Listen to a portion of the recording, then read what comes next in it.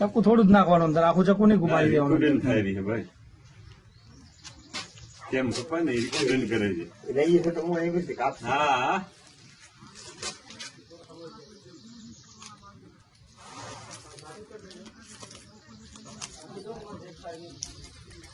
ત્યાંથી ચાકુ આગળ જો ઉપરથી આટલી જગ્યા હવે ને ચાકુ આગળ. આ ધારી છે ને, જે ધારી આવી ઉભી આવે ને ધારી, ત્યાંથી ચક્કુ ઘુમારવાનું.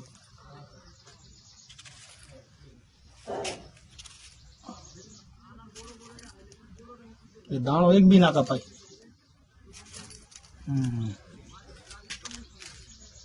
અડધો દાણા કાપીને છે અમારે જોરા કાપે.